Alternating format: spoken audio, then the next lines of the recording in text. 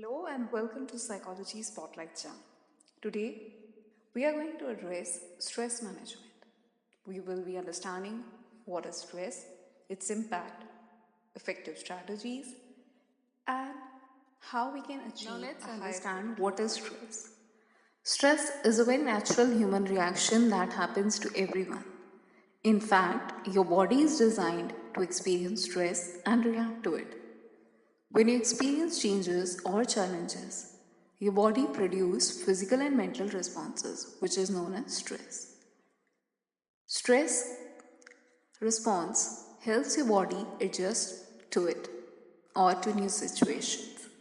It can be positive, which keep you alert, motivated, or ready to avoid danger. For example, having an important test coming up, you yourself preparing for it, working harder, doing researches, stay awake longer. But stress becomes a problem when stressors continue without any relief or source of breathingness or period of relaxation. Coming forward, we have types of stress. They are acute, episodic, or chronic stress. So, what is acute stress? It is a very short term stress that comes and goes quickly. It can be positive or negative. It is a feeling you get when you are riding a roller coaster or having a fight with someone. Everyone experiences acute stress from time to time. Secondly, we have episodic acute stress. It is when you experience acute stress on a regular basis. With this kind of stress, you don't ever get the time you need to return to a calm or a relaxed state. For example, being in a certain profession like office or your healthcare providers sector. Then we have chronic stress. It is a long-term stress which even impact your health. It can be due to financial issues, marriage issues, your relationship issues. Then we have the impact of stress. How stress impact our health. Now it's a very important topic. One's body autonomic nervous system controls your heart rate, breathing, vision changes, and more. Its built-in stress response, which is known as the fight or flight response, helps your body face stressful situation. You may develop stress symptoms that are physical, psychological, or behavioral. Physical symptoms may include ache, pain, chest pain, like your heart is racing, throbbing pains, headaches, dizziness, high blood pressure, stomach or digestive problem, which are very common to be seen. Then we have psychological symptoms.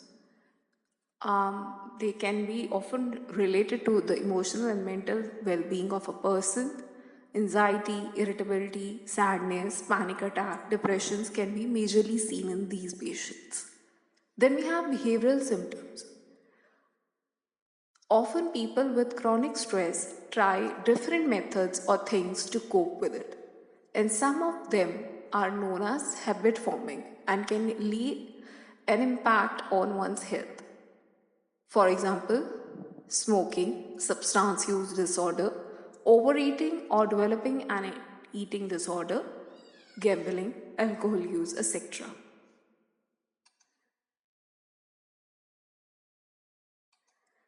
Now, coming forward, how we can manage or what are the strategies of stress management? There are two strategies. One is identification and acceptance. So, what do you mean by identification and acceptance? Identification is identifying causes, recognize the source of stress, and try to understand the feeling associated with them. That means to clearly pen down what is troubling you and how you are reacting, and then modify it to be a better person.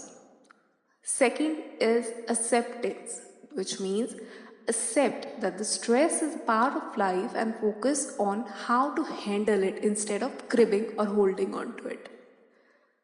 Then, the other techniques are breathing or relaxation techniques, which are meditation. Meditation is to calm your mind, spending time, daily dedicate a time to meditate. Simply sit down and just focus on your breath and meditate. Then, deep breathing. Simple deep breathing exercises, even 5 minutes, can reduce one's physical and mental tension. Now, staying positive, practicing gratitude, learning to say no, staying connected with people who make you calm, happy, content, you know, taking good care of your body, trying relaxation activities, which we just discussed, even avoiding social media, keeping phone on side, and focusing on eating right, participating in physical activity, getting enough sleep is primarily more important. Then focusing on your social support and communication group. Even when you feel that or you are hesitant to speak to someone in your family or with your friends or anyone near and dear, you can always consult a good psychologist or counselor.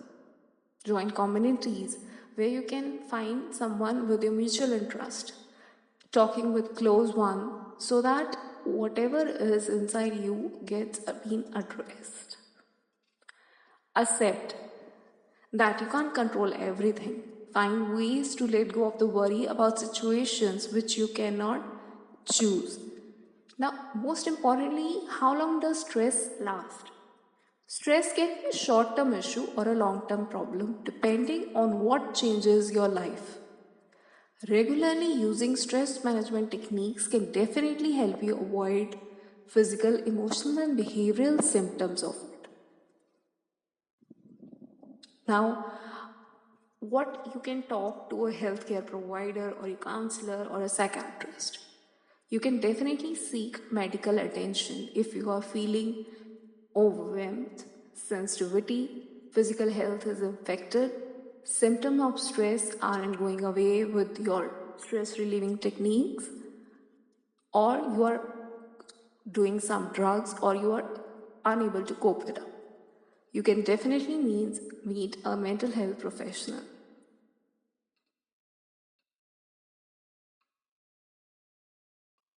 Now, how and what you should ask your psychologist.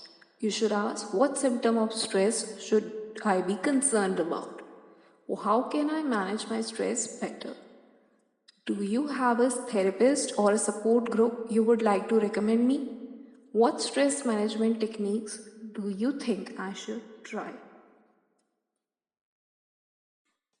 In the end, we must admit that stress management is an ongoing process that requires But attention in the end, and we effort, must but can admit that stress significantly management is an enhance ongoing process the quality that of life. requires That's all attention for today. and Have a effort, nice day. but can significantly